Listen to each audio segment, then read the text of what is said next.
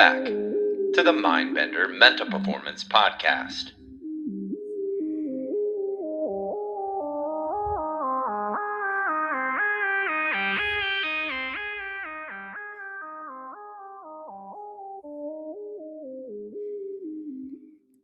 Episode 184, book breakdown, as we continue on our journey of the mental game of baseball.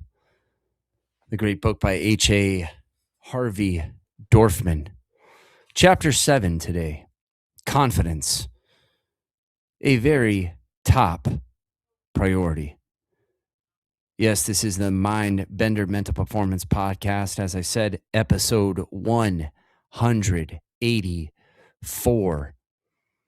If you want to check out the banned from YouTube earlier MINDBENDER Mental Performance recordings, you can find those on the world's premier live streaming and interactive event podcasting hosting platform, nofilter.net.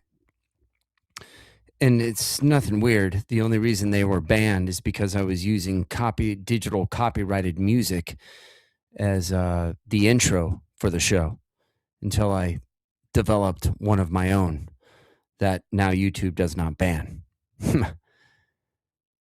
Enrique Byrones, not with us today, but you know why we're here, to make people who play baseball fuerza en la cabeza. El lugar es aquí, el momento es ahora. Wherever you are, the place is here, and the time is now. Pull up, listen up.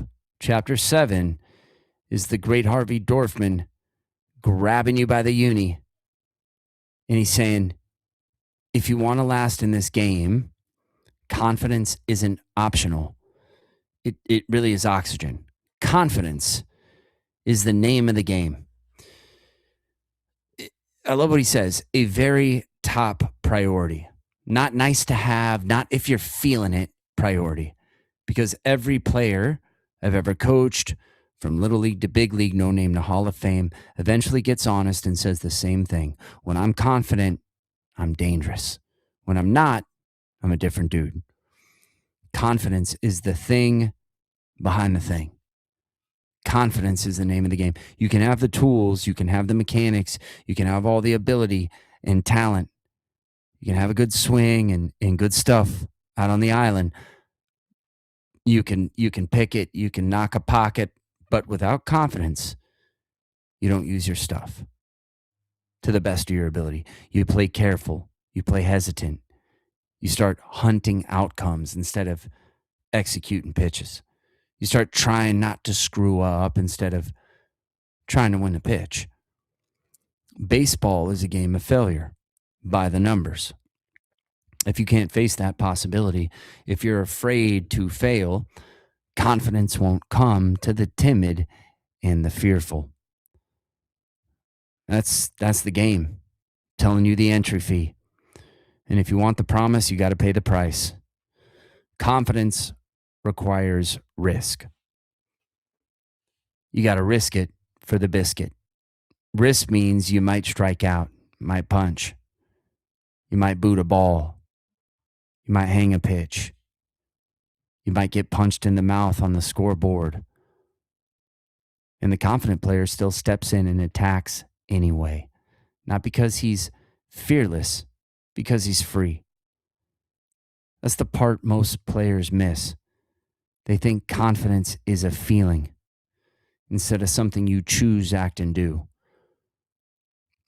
Confidence starts with what you think about yourself inside each of us. Confidence has to come from the inside out, not from the box score, not from the crowd, not from the dad in the stands, not from your coach, not from your teammates, not by something that somebody says on the Insta shammy.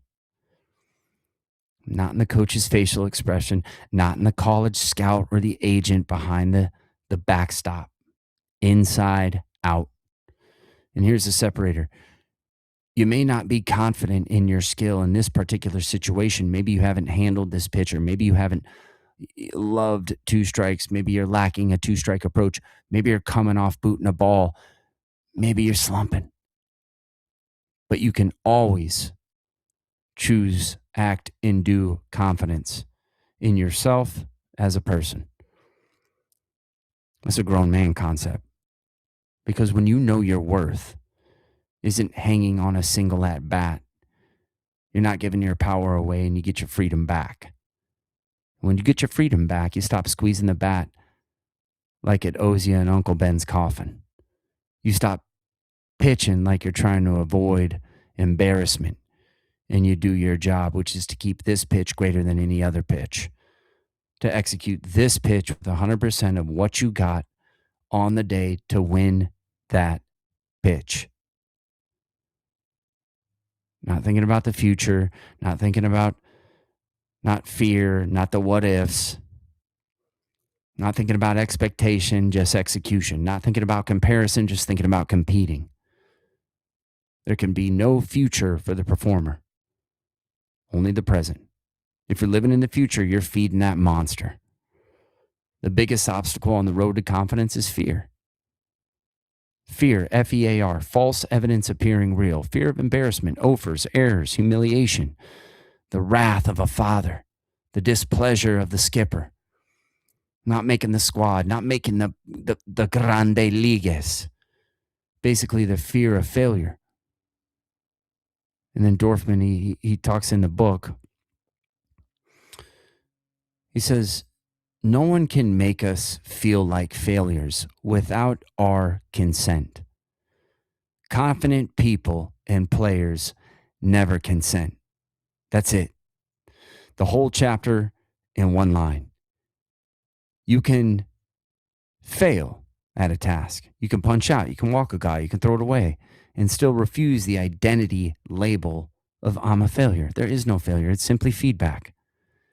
That's consent. If you say I'm a failure, now you're consenting. You're giving your power away. And once you consent, now you're spiraling into the abyss. You're riding the results roller coaster. Charlie Lau was more than a hitting coach. Dorfman talks about him in the book. He had Willie Wilson admit his fear.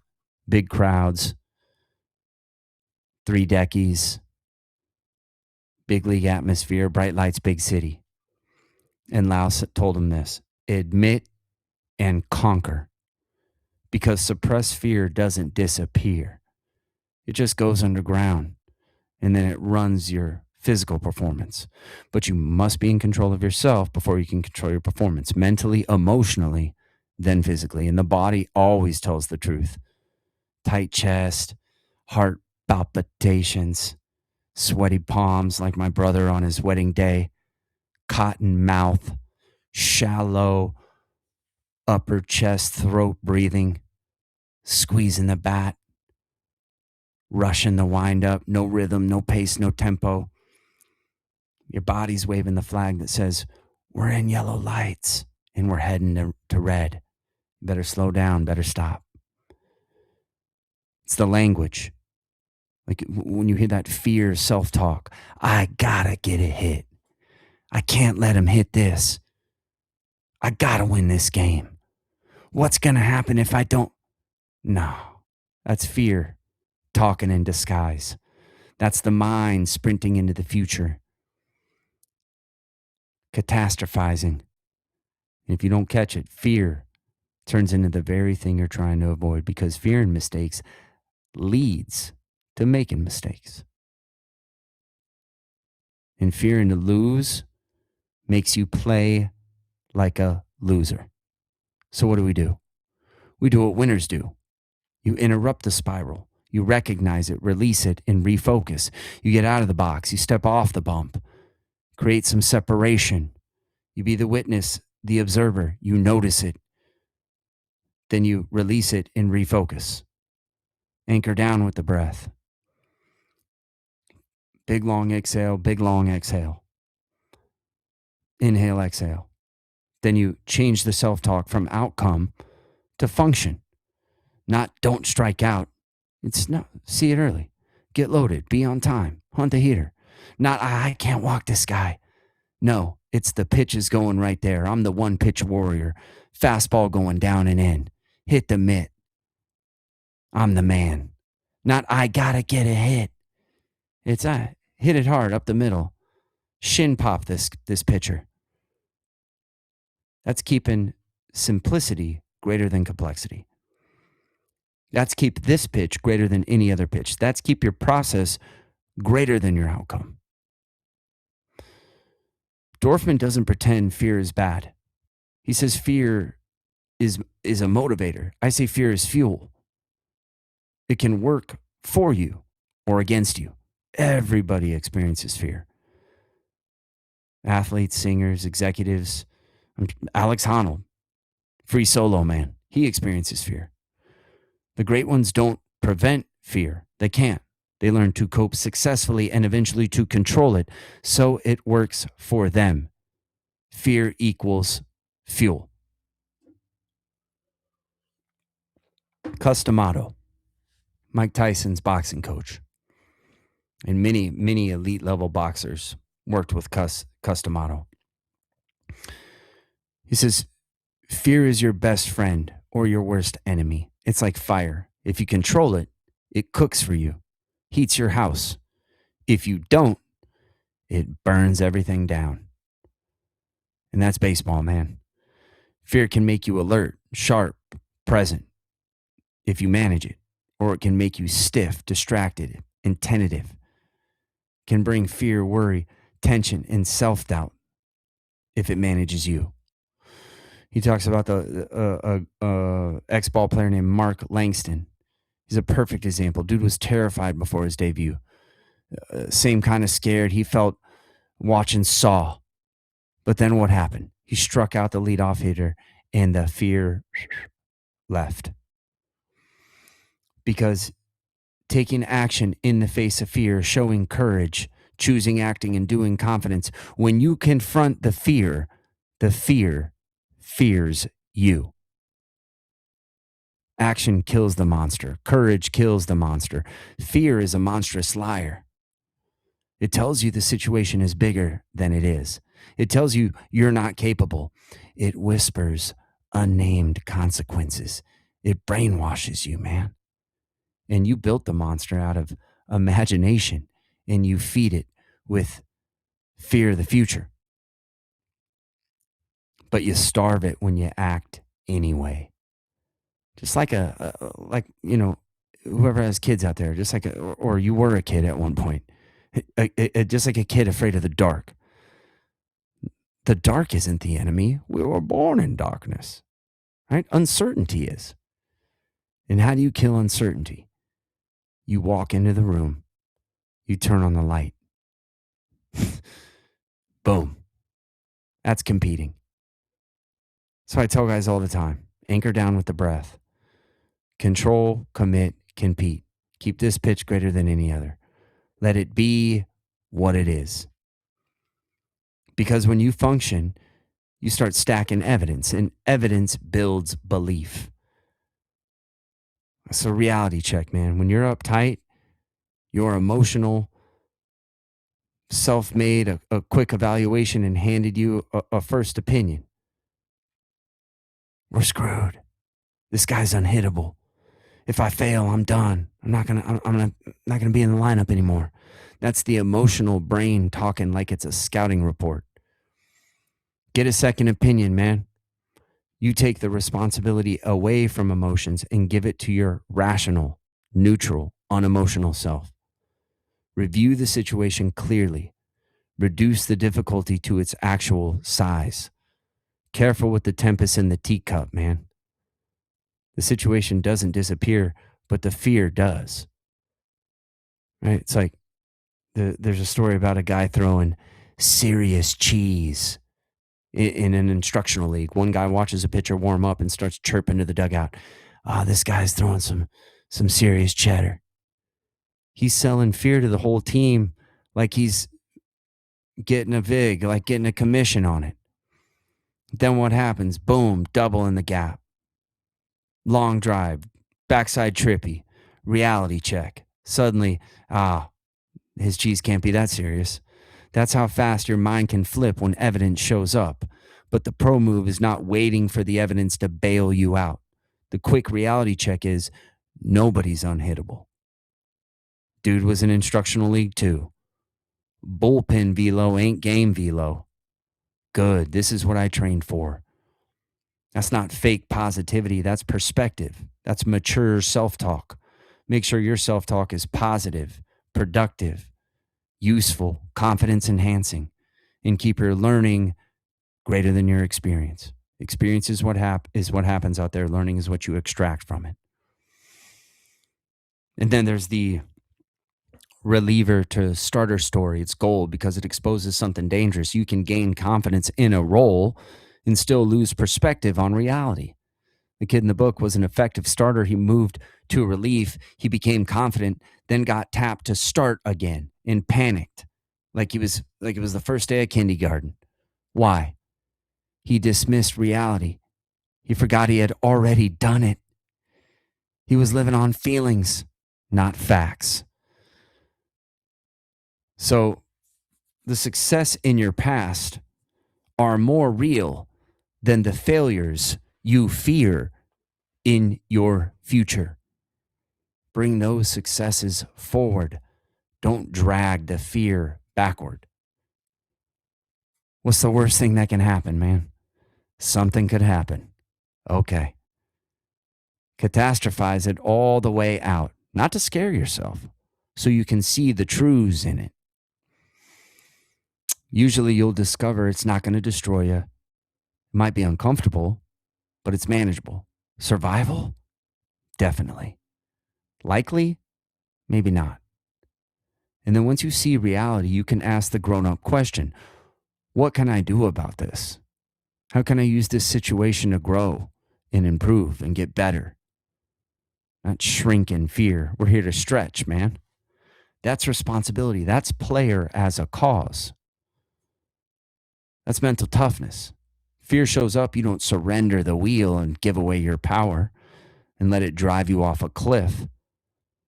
Some guys deny fear but admit self-doubt. Same family. They're cousins. Doubt turns into negativism. And the self-fulfilling prophecy is sitting there like a dog, waiting for your command, positive or negative. In the book, he talks about a former player, Double B, Bruce, I think it was Bereni. Regardless, the dude was talking about, I thought about the worst, and the worst would always happen. That's the power of expectation, self-fulfilling prophecy, not mystical, practical. If you expect disaster, you play tight and you create disaster. So think positively, right? Think positively. By itself, it's kind of empty because you can't just chant, I'm confident. You can't just stare at the garden full of weeds and shut your eyes and say, there are no weeds, there are no weeds, there are no weeds. When you open your eyes, the weeds are going to be there. So you can't just chant, I'm confident, while your body is screaming fear. You got to believe the self-talk and act on it aggressively under control. Confidence and success, what comes first? Right? True confidence usually precedes true success. Not lucky beginner's success. Real confidence comes from preparation. The separations in the preparation. Consistent preparation equals consistent performance. Your results and outcomes are working perfectly for the preparation that you're putting in. It's built one step at a time as task goals are achieved. You stacking days? Your goals and dreams and your career are just simply a sum of your todays. Today plus today plus today plus today. And today equals now plus now plus now. Self-evaluate, self-coach, set functional goals, prepare with effective work, persist until confidence results. That's why the great beer drinker and ball player Wade Boggs, he talked about, if I'm prepared, I'm confident. I can control that. So I do everything possible to be prepared. That's as much as I can do. Now pass me a naughty light. That's peace. That's freedom. That's process. Dorfman talks about one thing that guys in the big leagues admit and most guys hide. Robin Yount, as an 18-year-old rookie, no confidence, wanted to run away. George Brett, hoping the ball wouldn't get hit to him. George Brett in the on-deck circle, hoping the inning ends before the lefty comes in. That's raw honesty. And it's a gift because it tells every player listening, you ain't broken because you felt it. You're human. And then the flip side, that green light flow experience that came from the great Gary Carter. When I got my confidence, I feel like I can stand on my head and get a hit. The ball looks like a grapefruit. You can't wait for that next AB. Dan Schatzter, all I can see is the catcher's glove. Crowd disappears. Dream state. That's effortless. Anchor down with the breath and hit the mitt. Professional glove hitter, man. And when your confidence erodes, the field shrinks. You're late. You try too hard. You overreact. Yellow lights. It hurts more than it helps. That's the difference between committed, cautious, and careful. Committed is free. Cautious and careful is fearful. If you feel fear, don't pretend it ain't there. Notice it, witness it, observe it, admit it, own it, then run the routine. Step out. Take a good deep breath. Refocus. Get big and get green. You must be in control of yourself so you can control your performance. If you hear gotta, can't, what if, that's your tell. Step out, anchor down with the breath. Replace it with see it and hit it. So what next pitch? Replace it with so what next pitch? Hit it to me. And then compete with passion, energy, effort, and intensity. Confidence ain't a feeling you hope shows up. Confidence is built by keeping promises to yourself every day. Stacking days and stacking controllable wins, moment to moment. Wins. What's important now? By doing the work when nobody's clapping, and it's what you do in private that you're rewarded for in public. By treating practice like a game so the game feels like practice. By learning every day. This is life, not just baseball. So some of you are tight because your self-worth is still on the line every time you perform. That's why you're angry. That's why you're moody. That's why you're addicted to the results and outcomes, and God's in control of those because you haven't separated who you are from what you do. You can't be, you can be a confident person, even while you're still growing confidence in your skill in a certain situation. That's maturity. That's growth. That's identity. That's freedom. 2 Timothy 1:7, for God gave us a spirit not of fear, but of power, of love, and of sound mind. What's the power? You can act. You got a choice. Love. You can be free. You can love the game, love yourself, love competing, love the challenge of the game. Self-control. You can choose your response. That's choosing, acting, and doing confidence. Amen. Praise God. Para mis jugadores latinos, más línea, más vida. Hasta la próxima. Recuerda, si quieres ser un jugador disciplinado, comprometido y preparado en el futuro, empiezas esa mierda hoy. Se necesita lo que se necesita y lo mejor está por venir. Until next time, remember, if you want to be a disciplined, committed, and prepared ball player in the future, start today. Start now. It takes what it takes. Be good to yourself. And if you choose, the best is yet to come.